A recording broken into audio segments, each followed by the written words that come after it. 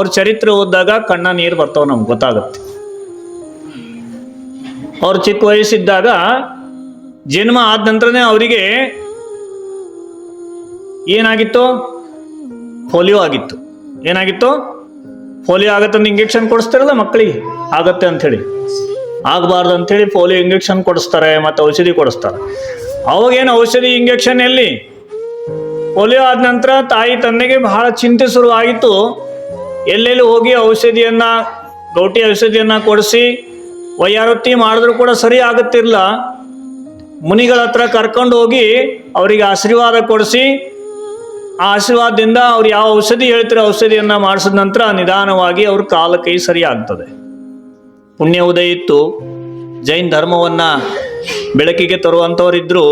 ಅದಕ್ಕಾಗಿ ತಾಯಿ ತಂದೆ ಸೇವಾ ನಿಮಿತ್ತ ಆಯಿತು, ಕಾಲ ಕೈ ಸರಿಯಾದು. ಸರಿಯಾಗಿ ಸ್ವಲ್ಪ ದೊಡ್ಡ ಆದ ನಂತರ ಕಾಲ ಕೈಯೆಲ್ಲ ಸರಿಯಾದ ನಂತರ ಓಡಾಡಕ್ಕೆ ಹಿಡಿದ್ರು. ಆದರೆ ಅವ್ರು ಹುಟ್ಟಬೇಕಿಂತ ಮುಂಚೆ 2-3 ಜನ ಅಣ್ಣ ತಮ್ಮದಿರಿದ್ರು ಅವರಿಗೆ. ಸ್ವಲ್ಪ ದಿವಸದಲ್ಲಿ ಅವರೆಲ್ಲ ಖಾಲಿ ಆದ ನಂತರ ಒಬ್ಬರೇ ಉಳಿದ್ರು. ಹಿಂಗೇನೆ ಇದೆ ಬಹುಶಃ. ಒಬ್ಬರಿಗೆ ಶಾಲೆಗೆ ಹೋಗೋಗ್ಲಿಕ್ಕೂ ಪುರ್ಸೊತ್ತಿರಲ್ಲ. ತಾಯಿ ತಂದೆ ರಕ್ಷಣೆ ಮಾಡೋದು ಮತ್ತೆ ಹೊಲ ಮನೆ ಮಾಡೋದಿತ್ತು. ಆದರೂ ಕೂಡ ಶಾಲೆಗೆ ಹೋಗಿಲ್ಲ ಅವರು. ಶಾಲೆಗೆ ಹೋಗದಿದ್ರು ಕೂಡ ಮಂದಿರದಲ್ಲಿ ಪುರಾಣ ಗ್ರಂಥಗಳ ಸ್ವಾಧ್ಯಾಯ ಆಗ್ತಿತ್ತು. ಇಂಥ ಹಿರಿಯವರು ದಿನ ಸಾಮೂಹಿಕ ಸ್ವಾಧ್ಯಾಯ ಮಾಡ್ತಿದ್ರು ಮಂದಿರದಲ್ಲಿ. ಎಲ್ಲಿ? ಮೈಸೂರಿಯಲ್ಲಿ ಸ್ವಾಧ್ಯಾಯದಲ್ಲಿ ಕೂತ್ಕೊಂತಿದ್ರು. ಕೇಳ್ರಿ, ಸ್ವಲ್ಪ ಕಿವಿ ಕೊಟ್ಟು. ಏನು ಮಾಡ್ತೀರಿ ನೀವು? ಸ್ವಾಧ್ಯಾಯಕ್ಕೆ ಹೋಗ್ತೀರಿ, ಕಟ್ಟೆ ಮೇಲೆ ಕುಂತು ಬಿಡ್ತೀವಿ. ಈಗ ಎಷ್ಟೋ ಜನ ಬರುವಾಗ ಕಟ್ಟೆ ಮೇಲೆ ಕೂತ್ಕೊಂಡಿದ್ರು. ಮಹಾರಾಜ ಬಂದರು, ಮಹಾರಾಜ ಎದ್ರು, ಮತ್ತೆ ಅಲ್ಲೇ ಕುಂತರು. ಕುಂಡ್ರಬೇಡಿ, ಬರ್ರಿ, ಮಹಾರಾಜರು ಮುಂದೆ ಹೋಗಿದ್ದಾರೆ, ಆಚಾರ್ಯ ಮಹಾರಾಜರು ಹೋಗಿದ್ದಾರೆ, ಪ್ರವಚನ ಶುರು ಆಗುತ್ತಂತ ಕರ್ಕೊಂತ ಬಂದೆ, ನಿಮಂತ್ರಣ ಕೊಟ್ಕೊಂತ ಬಂದೆ ನಾನು. ಮಹಾರಾಜರನ್ನ ಸ್ವಾಗತ ಮಾಡಲಿಕ್ಕೆ ಯುವಕ ಯುವತಿಯರು ಮಂದಿರದ ಇರಬೇಕು, ನಾವೇ ಸ್ವಾಗತ ಮಾಡ್ಕೊಂತ ಬರಬೇಕು. ದಿನ ಮಂದಿರದಲ್ಲಿ, ಮೈಸೂಡಿ ಮಂದಿರದಲ್ಲಿ ಸ್ವಾಧ್ಯಾಯ ನಡೀತಿತ್ತು. ಪುರಾಣ ಗ್ರಂಥಗಳ ಸ್ವಾಧ್ಯಾಯ ನಡೀತಿತ್ತು. ಇವ್ರು ಹೋಗಿ ಕುತ್ಕೊಂತಿದ್ರು. ಕುತ್ಕೊಂಡಿದಾಗ ಸ್ವಾಧ್ಯಾಯ ಕೇಳಿ ಕೇಳಿ ಕೇಳಿ ಎಲ್ಲ ಬಾಯ್ಪಾಠ ಆಯ್ತು ಅವರಿಗೆ. ಆಮೇಲೆ ಅದೇ ಗ್ರಂಥವನ್ನ ಪುನಃ ಓದಕ್ ಹಿಡಿದ್ರೆ ಎಲ್ಲಿ ತಪ್ತಿತ್ತು ಅವ್ರು ಹೇಳ್ತಿದ್ರು. ಒಂದು ಅಕ್ಷರ ಓದಕ್ ಬರ್ತಿತ್ತಿರ್ಲ. ಇದನ್ನ ನೀ ತಪ್ತಾ ಇದೆಯಾ ಅಂತ ಹೇಳಿ ಓದೋನಿಗೆ ಹೇಳ್ತಿದ್ರು ಅವ್ರು. ಯಾರು? ಸಿದ್ದಪ್ಪ, ಸಿದ್ದು-ಸಾಗರ್ ಅಲ್ಲ, ಸಿದ್ದಪ್ಪ ಅವರು. ನೀ ತನ್ನ ತಪ್ತಾ ಇದೆಯಾ, ಸರಿ ಮಾಡಿ ಓದು ಅಂಥೇಳಿ ಮತ್ತೆ ಪುನಃ ಓದಿಸಿದ್ರಂತೆ. ನಮಗೆ ನಿಮಗೆ ಹೇಳೋರು ಯಾರ? ಅದಕ್ಕಾಗಿ ಹಿಂಗಾಗಿತ್ತು. ಯಾರು ಹೇಳೋರಿಲ್ಲ, ಹೌದಲ್ಲ? ಅದಕ್ಕಾಗಿ ಏನು ಮಾಡಬೇಕು? ಹೇಳೋರಿಲ್ಲ ಅಂತ ಕೈ ಕಟ್ಟಿ ಕುತ್ಕೊಳ್ಳೋದಿಲ್ಲ. ಕೈಲಾಗದು ಎಂದು ಕೈ ಕಟ್ಟಿ ಕುಳಿತಾರೆ, ಸಾಗದು ಕೆಲಸವು ಮುಂದೆ, ಹೌದಲ್ಲ? ಅದಕ್ಕಾಗಿ ಯಾರು ಹೇಳೋರು ಕೇಳೋರಿಲ್ಲ ಅಂಥೇಳಿ ನಾವು ಸ್ವಾಧ್ಯಾಯ ಬಿಟ್ಟು ಜೈನ ಧರ್ಮ ತಿಳ್ಕೊಳ್ಳೋದು ಬಿಟ್ಟು ಕಟ್ಟೆಯಲ್ಲಿ ಕೂತ್ಕೊಂಡು ಬೇರೆಯವ್ರು ಟಿಂಗಲ್ ತೆಗಿತಾ ಕೂತ್ಕೊಂಡ್ರೆ ನಮ್ದು ಕೆಲಸ ಆಗಂಗಿಲ್ಲ. ಕಟ್ಟೆ ಮೇಲೆ ಕೂತ್ಕೊಂಡು ಅವ್ರು ಹಾಗೆ ಇವ್ರು ಹಾಗೆ ಬೇರೆಯವ್ರನ್ನ ದೂರ ಹೇಳ್ತಾ ಬೇರೆಯವ್ರ ಮೇಲೆ ತಪ್ಪು ಕಲ್ಪನೆಯನ್ನ ಮಾಡ್ತಾ ಕೂತ್ಕೊಂಡ್ರೆ ನಮ್ಮ ಜೀವನ ಏನಾಗತ್ತೆ ಗೊತ್ತಾ? ಕೆಳಗೆ ಹೋಗುತ್ತೆ, ಮೇಲೆ ಹೋಗಂಗಿಲ್ಲ.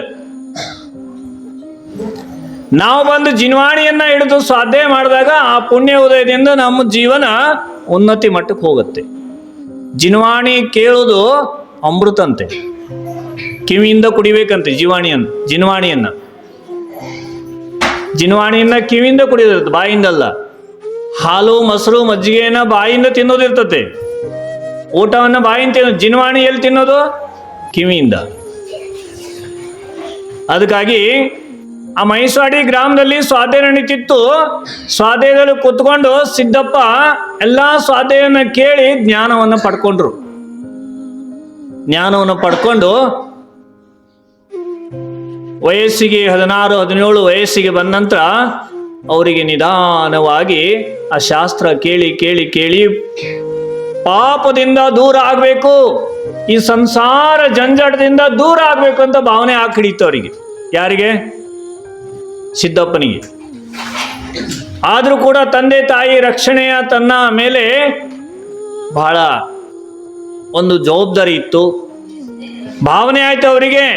ತಂದೆ ತಾಯಿಯನ್ನ ನಾನು ಶಿಖರ್ಜಿ ದರ್ಶನ ಮಾಡಿಸ್ಬೇಕು, ನಾನು ಮಾಡಬೇಕು ಅಂತ ಭಾವನೆ ಆಯ್ತು. ತಾನು ಕೈಯಿಂದ ದುಡಿದು ಕೂಡ ಸಾಕಾಗುತ್ತಿರಲಿಲ್ಲ, ಬಡ ಸ್ಥಿತಿ ಇತ್ತು. ಹಿಂದೆ ಮುಂದೆ ಯಾರು ಇರಲ್ಲ ಅವನಿಗೆ. ಆದ್ರೆ ಅವನು ಸಾಲ ತೆಗೆದು ತಂದೆ ತಾಯಿಯನ್ನ ಶಿಖರ್ಜಿ ಯಾತ್ರೆ ಕರ್ಕೊಂಡು ಹೋದ್ನಂತೆ. ನೋಡಿ ತಂದೆ ತಾಯಿ ಮೇಲೆ ಎಷ್ಟು ಭಕ್ತಿ ಅಂತ. ಈಗಿನವರು ತಂದೆ ತಾಯಿಗೆ ಬೆಲೆನೇ ಕೊಡಲ್ಲ.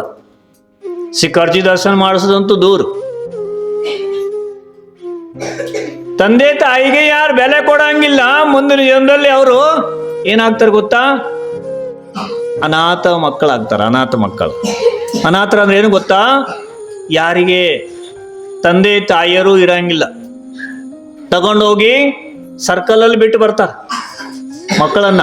ತಂದೆ ತಾಯಿ ರಾತ್ರಿಯಲ್ಲಿ ತಗೊಂಡೋಗಿ ನಿಮ್ಮನ್ನ ಸರ್ಕಲಲ್ಲಿ ಬಿಟ್ಟರೆ ನೀವೆಲ್ಲಿ ಹೋಗೋರು ಬೇರೆ ಊರಲ್ಲಿ ಆ ಥರ ಬಿಟ್ಟು ಬರ್ತಾರೆ, ಅಳ್ತಾ ಇರ್ತಾರೆ. ಅವಾಗ ಗೌರ್ಮೆಂಟು ಅದನ್ನು ತಗೊಂಡೋಗಿ ಅನಾಥ ಆಶ್ರಮದಲ್ಲಿ ಸೇರಿಸ್ತದೆ.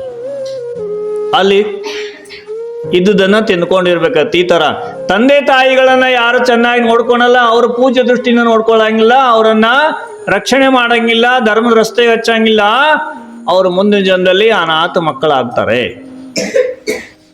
ಮತ್ತೆ ತಂದೆ ತಾಯಿನೂ ಕೂಡ ಮಕ್ಕಳನ್ನ ಹೆತ್ತ ಅವರಿಗೆ ಸಂಸ್ಕಾರ ಕೊಡಂಗಿಲ್ಲ, ಪಾಠಶಾಲೆ ಕಳ್ಸಂಗಿಲ್ಲ, ಜಿನ್ವಾಣಿಯ ಸಂಸ್ಕಾರ ಹಾಕಂಗಿಲ್ಲ, ಗುರುಗಳ ಹತ್ರ ಕರ್ಕೊಂಡು ಹೋಗಂಗಿಲ್ಲ.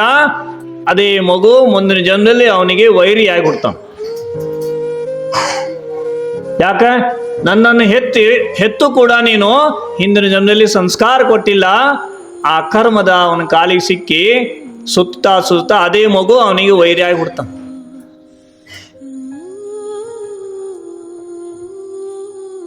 ಹೇಳ್ತಾರಲ್ಲ, ಯಾರು ಶಿಕ್ಷಕರು ತನ್ನ ಸ್ಟೂಡೆಂಟ್ಗಳಿಗೆ, ತನ್ನ ಶಿಷ್ಯರಿಗೆ ವಿದ್ಯೆಯನ್ನು ಕೊಡಂಗಿಲ್ಲ, ಅವ್ರ ಶಿಕ್ಷಕರು ಇದ್ರೂ ಕೂಡ ಶಾಲೆಯಲ್ಲಿ ವ್ಯರ್ಥಂತೆ. ಮನೆಯಲ್ಲಿ ತಂದೆ ತಾಯಿ ಮಗುವನ್ನ ಹೆತ್ತು ಅವರಿಗೆ ಸಂಸ್ಕಾರ ಕೊಡಂಗಿಲ್ಲ, ಧರ್ಮ ಸಂಸ್ಕಾರ ಹಾಕಂಗಿಲ್ಲ ಅಂತಂದ್ರೆ ಅವ್ರ ತಂದೆ ತಾಯಿ ಇದ್ರೂ ಕೂಡ ವೈರಿ ಇದ್ದಂಗಂತೆ. ಮುಂದಿನ ಜನ್ಮದಲ್ಲಿ ವೈರಿಯಾಗಿ ಆ ಮಗು ವೈರಿಯಾಗಿ ಹುಡ್ತಾನೆ. ಈ ತರ ಸಿದ್ದಪ್ಪ ಸಂಸ್ಕಾರಿತನಾಗಿ ತಾಯಿ ತಂದೆಯನ್ನು ಯಾತ್ರೆ ಮಾಡಿಸಿ ಕರ್ಕೊಂಡು ಬಂದ. ಏನ್ ಮಾಡಿ? ಸಾಲ ಮಾಡಿ. ಆಮೇಲೆ ಸಾಲ ತೀರಿಸ್ಲಿಕ್ಕಾಗಿ, ಮನೆಯಲ್ಲಿ ಖರ್ಚಿಗೆ ಸಾಕಾಗ್ದಿರೋ ಸಾಲ ತೀರಿಸ್ಲಿಕ್ಕಾಗಿ ಹನಗಂಡಿ ಶೇಟ್ ಸಾವುಕಾರ ರಾಜ ಏನಿದ್ದ, ಅವನ ಹೆಸರು ಏನಿತ್ರಿ ಮಾಡಿದ್ರಿ? ಕುಲಕರ್ಣಿ ಶೆಟ್ಜಿಗಳ ಮನೆಯಲ್ಲಿ ಚಾಕ್ರಿ ಮಾಡ್ಲಿಕ್ಕೆ ಹೋದ. ಚಾಕ್ರಿ ಮಾಡ್ಲಿಕ್ಕಾಗಿ ಅಲ್ಲಿ ಹೋಗಿ ಏನ್ ಮಾಡ್ತಿದ್ದ? ಗುಬ್ಬಿ ಕಾಯೋದು, ಹೊಲದಲ್ಲಿ ಆಕಳನ್ನ ಮೇಯಿಸೋದು, ಆಕಳಿಗೆ ಹೊಟ್ಟೆ ಹಾಕೋದು, ಅದರ ಸಗಣಿ ತೆಗೆಯೋದು, ಈ ತರ ಚಾಕ್ರಿ ಮಾಡ್ತಿದ್ದ. ಅವನು ಹೊಲ ಕಾಯ್ಲಿಕ್ಕೆ ಹೋದಾಗ ಯಾವಾಗ ಅವನ ಬಾರಿ ಬರ್ತಿತ್ತು, ಅವು ಹೋದಾಗ ಹೊಲದಲ್ಲಿ ಜಾಸ್ತಿ ಬೆಳೆ ಬರ್ತಿತ್ತಂತೆ. ಅವ ಏನ್ ಮಾಡ್ತಿದ್ದ? ಹೊಲಕ್ಕೆ ಹೋಗಿ ಗುಬ್ಬಿಗಳಿಗೆ ತಿನ್ಲಿಕ್ಕಾಗಿ, ಆ ಕಾಳು ತಿನ್ಲಿಕ್ಕಾಗಿ ಗುಬ್ಬಿಗಳು ಬರ್ತಿದ್ದು, ಅದಕ್ಕೆ ತಿಂದ್ಕೊಂಡು ನೀರು ಕುಡಿಲಿ ಅಂತ ನೀರನ್ನು ಇಡ್ತಿದ್ದಂತೆ ಗಡಿಗೆಯಲ್ಲಿ. ತಿಂದ್ಕೊಂಡು ಹೋಗ್ಲಿ ಅಂತ ಆನಂದದಿಂದ ನೋಡ್ತಿದ್ದಂತೆ. ಸೌತೆಕಾಯಿ ಎಲ್ಲ ಹಾಕ್ತಿದ್ರು ಹೊಲದಲ್ಲಿ, ಕಳ್ಳರು ಬಂದು ಕದ್ಕೊಂಡು ಹೋಗ್ತಿದ್ರು. ಆ ಕದ್ಕೊಂಡು ಹೋಗೋದು ನೋಡಿ ನಗಾಡ್ತಾ ಕುಂತಿದ್ದ, ಹೋಗಲಿ ತಗೊಳ್ರಿ ಅಂತ. ಆದ್ರೂ ಕೂಡ ಕುಲಕರ್ಣಿ ಅವರಿಗೆ ಅವನು ಯಾವಾಗ ಹೊಲ ಕಾಯ್ತಿದ್ದ, ಆ ಬೆಳೆಯಲ್ಲಿ ಜಾಸ್ತಿ ಫಲ ಸಿಕ್ತಿತ್ತು, ಜಾಸ್ತಿ ಫಸಲು ಬರ್ತಿತ್ತು. ಪುಣ್ಯಾತ್ಮ ಜೀವಿತ್ತು ಅದು. ಬೇರೆಯವರು ಬಹಳ ಚೆನ್ನಾಗಿ ಕಾದ್ರೂ ಕೂಡ ಅಷ್ಟು ಬರ್ತಿರ್ಲಿಲ್ಲ. ಅವನ ಮೇಲೆ ಬೇರೆ ಆಳುಗಳಿಗೆ ಬಹಳ ಇರ್ಷಾ ಇತ್ತು. ಅವನು ತಗೊಂಡು ಹೋದಂತ ಊಟ ತಿಂಡಿ ಎಲ್ಲ ಮುಟ್ಟಿ ಅವನಿಗೆ ಊಟ ತಿಂಡಿ ಮಾಡ್ದಿದ್ದಂಗೆ ಅಶುದ್ಧ ಮಾಡಿಬಿಡ್ತಿದ್ರು. ಆದ್ರೂ ಕೂಡ ಸಿಟ್ಟಾಗುತ್ತಿರ್ಲ ಅವನು. ಒಂದ್ ದಿವಸ ಏನಾಯ್ತು, ಮಹಾರಾಜರು ಮೊನ್ನೆ ನಿಮಗ್ ಕತೆ ಹೇಳಿದ್ರು. ಎತ್ತಿನ ಸಗಣಿಯನ್ನು ತೆಗಿತಾ ಇದ್ದ, ಏನಂತಿರ ಅದಕ್ಕೆ, ಕಸ, ಹೆಂಡೆ ತೆಗಿತಾ ಇದ್ದ. ಆವಾಗ ಒಂದು ಎತ್ತು ಸರ್ಕೋ ಅಂತ ಕೈ ಮಾಡಿದ ನಂತರ ಅವನ ಕೈ ಮೇಲೆ ಕಾಲಿಟ್ಬಿಡ್ತು. ಆದ್ರೂ ಸಹಿತ ಎತ್ತಿಗೆ ಹೊಡೆದಿರ್ಲ. ಅಷ್ಟು ಕರುಣ, ಅಷ್ಟೊಂದು ದಯ ಇತ್ತು ಅವನಲ್ಲಿ. ದಯವೇ ಧರ್ಮದ ಮೂಲವಯ್ಯ.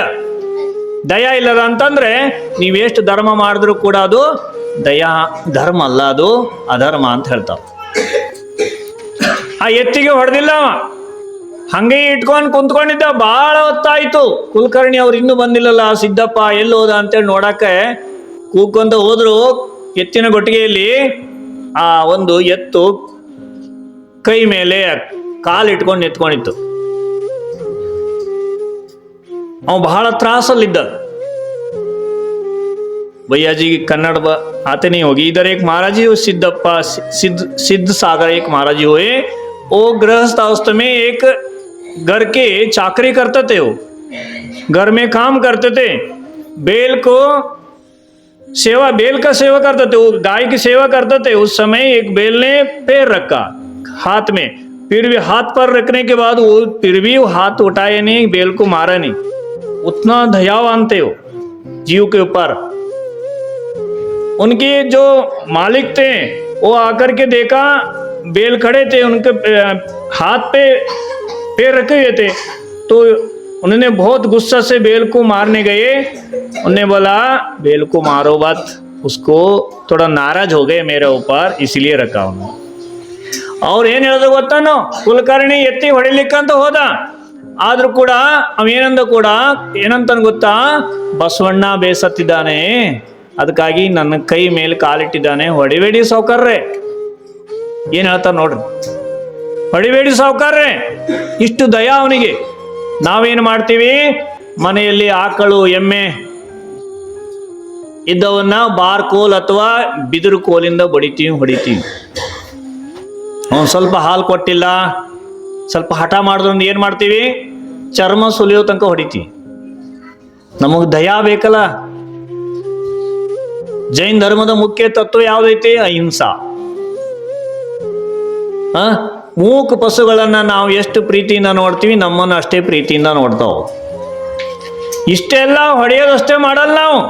ಅವೇನು ಕೆಲಸ ಮಾಡಂಗಿಲ್ಲ, ಸುಮ್ಮನೆ ತಿನ್ಕೊಂಡಿರ್ತಾವಂತಂದ್ರೆ ಅದನ್ನ ಕಟಗಿರು ಸಹಿತ ಕೊಡೋರು ಇದ್ದಾರೆ. ಕಟಗಿರಿ ಎಲ್ಲಿ ದಯಾ ಉಳಿತು ನಮ್ದು, ಅಹಿಂಸಾ ಧರ್ಮ ಎಲ್ಲಿ ಉಳಿತು? ಆ ಕಟಗಿರಿಗೆ ಕೊಟ್ಟಂತ ಪಶು ನಿಮ್ಮನ್ನು ನಂಬಿರ್ತದೆ, ನಿಮ್ಮನ್ನೇ ಅವ್ ತಂದೆ ತಾಯಿ ಅಂತ ನಂಬಿರ್ತದೆ. ಅದನ್ನ ನಾವ್ ಎಲ್ಲಿ ಕೊಟ್ಟಿವಿ, ಕಟಗಿರಿ ಕೊಟ್ಟಿವಿ. ಆ ಕಟಗಿರಿ ಕೊಟ್ಟವ್ರ ಏನ್ ಮಾಡ್ತಾನ, ನಾವು ಕಸಾಯಿ ತಗೊಂಡು ಹೋಗಿ ಆ ಮಸಿನಲ್ಲಿ ಅದ್ರ ಬಾಲವನ್ನ ಕೊಟ್ಟು ಎಳಿಸ್ತಾನೆ ಮುಂದೆ. ಮಸಿನಿಂದ ಎಳಿಸ್ಕೊಂಡು ಕೊಚ್ಚತದ. ಹೆಂಗೆ ನೀವು ಮಸಿನಲ್ಲಿ ಹುಲ್ಲನ್ನ ಕೊಚ್ತಿರಲ್ಲ, ಹುಲ್ಲು ಕಟ್ ಮಾಡ್ತಿರಲ್ಲ, ಹಾಗೆ ಆಕಳನ್ನ ಕಟ್ ಮಾಡ್ತಾರೆ. ಕಸಾಯಿ ಖಾನೆಯಲ್ಲಿ ಇಷ್ಟೊಂದು ದುಃಖ ಆಗತ್ತೆ. ಅದಕ್ಕೆ ನಿಮ್ಮನ್ನು ನೆನೆಸ್ತತೆ, ನನ್ನ ಮಾಲೀಕ ನನ್ನ ಬಿಡ್ಸಕ್ ಬಂದಿಲ್ಲಪ್ಪ, ಎಲ್ಲೋದ. ನೀವೇನ್ ಮಾಡಿರಿ, ಒಂದು 4 ರೂಪಾಯಿ ಹಣಕ್ಕಾಗಿ ಆ ಪಶುವನ್ನ ಕಸುಬರಿ ಕೊಟ್ಟು ಬಿಟ್ರಿ. ನಮ್ಮ ಮನೆ ಉದ್ಧಾರ ಆಗುತ್ತೆ, ಅಹಿಂಸಾ ಧರ್ಮ ಪಾಲನ ಆಗುತ್ತೆ. ಹೇಳ್ತಾರೆ, ಯಾರ ಮನೆಯಿಂದ ಮೂಕ್ ಪಶುವನ್ನ ಕಟಗಿರಿ ಕೊಟ್ಟಿದ್ದಾರೆ, ಕಸಾಯಿಖಾನೆ ಕೊಟ್ಟಿದ್ದಾರೆ, 3 ತಲೆಮಾರಿ ತನಕ ಏನಾದ್ರು ಸ್ವಲ್ಪ ತಲೆ ಎತ್ಕೊಂಡಿರ್ತಾರೆ. ಆಮೇಲೆ ಸತ್ಯ ನಾಶ ಆಗತ್ತಂತ ಅವ್ರ ಪರಿವಾರ ಎಲ್ಲ 3 ತಲೆಮಾರಿ ಆದ ನಂತರ.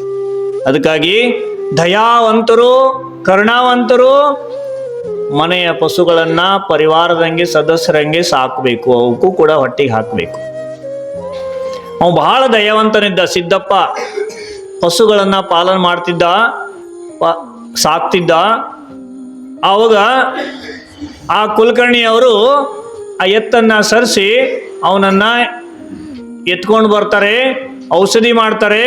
ಅವ್ರಿಗೆ ಗೊತ್ತಾಗತ್ತೆ ಇವ್ ಬಹಳ ದಯಾವಂತ, ಅಹಿಂಸಾವಂತ, ಇವನನ್ನ ನಾನು ನನ್ನ ಮನೆಯಲ್ಲಿ ಚಾಕರಿಗೆ ಇಟ್ಕೋಬಾರ್ದು ಅಂಥೇಳಿ ವಿಚಾರ ಮಾಡಿ ಅವನಿಗೆ ಹೇಳ್ತಾರೆ, ಇನ್ನು ನೀ ಸುಮ್ಮನೆ ನಮ್ಮ ಮನೆಗೆ ಇದ್ದು ಬಿಡು ಸದಸ್ಯನಾಗಿ, ಯಾವುದೇ ಆಳ್ಗಾಗಿ ದುಡಿಬೇಡ ಅಂತ ಹೇಳ್ತಾರೆ.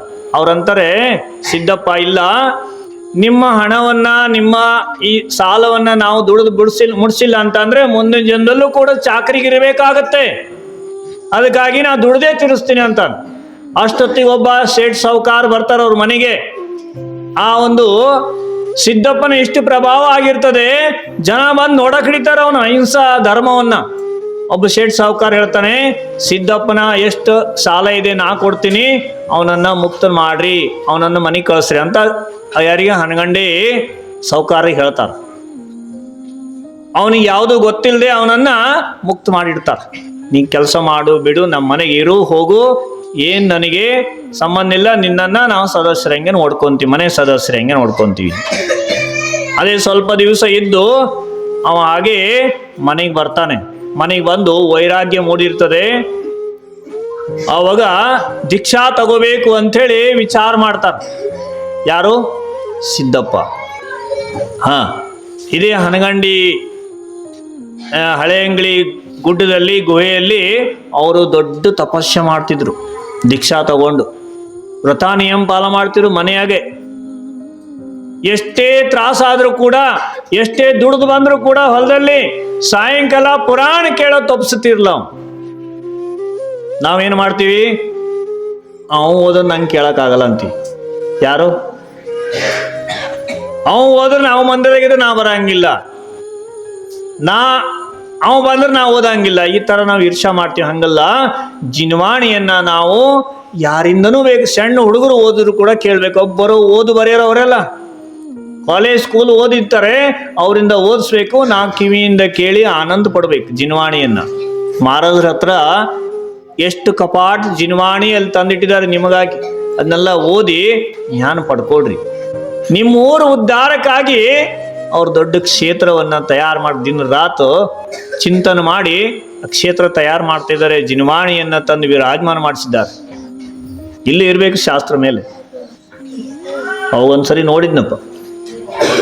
ಅದಕ್ಕಾಗಿ ತಾವೆಲ್ಲರೂ ಈ ಜಿನವಾಣಿಯನ್ನ ಓದಿ ಮಕ್ಕಳಿಗೂ ಕೂಡ ಜಿನವಾಣಿಯನ್ನ ಹೇಳಿ ಜಿನ ಧರ್ಮವನ್ನ ಬೆಳೆಸ್ಲಿಕ್ಕಾಗಿ, ಜಿನ ಧರ್ಮವನ್ನ ಉದ್ಧಾರ ಮಾಡಲಿಕ್ಕಾಗಿ ಈಗಿರುವಂಥ ಮಕ್ಕಳೇ ಮುಂದಿನ ಶ್ರಾವಕರಾಗ್ತಾರೆ. ಅವರಿಗೆ ಪಾಠಶಾಲೆಯನ್ನ ಶುರು ಮಾಡಬೇಕು. ಮಕ್ಕಳಿಗೆ ದಿನನಿತ್ಯ ಪಾಠ ಆಗಬೇಕು ಜಿನವಾಣಿದು. ಅವರಿಗೆ ಭಗವಂತರ ಅಂದ್ರೇನು, ಗುರು ಅಂದ್ರೇನು, ಶಾಸ್ತ್ರ ಅಂದ್ರೇನು, ಗುರುಗಳಿಗೆ ಆಹಾರ ಹೆಂಗ್ ಕೊಡ್ಬೇಕು, ಕ್ಷೇತ್ರ ಅಂದ್ರೇನು, ಧರ್ಮ ಅಂದ್ರೇನು, ತಾಯಿ ತಂದೆ ಹೆಂಗೆ ಸಂಸ್ಕಾರ ಕೊಡ್ಬೇಕು, ಆ ಸಂಸ್ಕಾರವನ್ನ ಪಾಠಶಾಲೆಯ ಮುಖಾಂತರ ಕೊಡಕ್ಕಾಗುತ್ತೆ. ಹೆಂಗ್ ರಕ್ಷಣೆ ಮಾಡ್ಬೇಕು ಪರಿವಾರನ್ನ, ತಾಯಿ ತಂದೆ ಹೆಂಗ್ ರಕ್ಷಣೆ ಮಾಡ್ಬೇಕಂತಕ್ಕಂಥ ವಿಷಯವನ್ನ ಪಾಠಶಾಲೆಯ ಮುಖಾಂತರ ಅವ್ರಿಗೆ ಕೊಡಕ್ಕಾಗತ್ತೆ. ಅದಕ್ಕಾಗಿ ಪಾಠಶಾಲೆ ತೆಗೆಯೋದು ಬಹಳ ಅನಿವಾರ್ಯ ಇದೆ. ಮಹಾರಾಜರು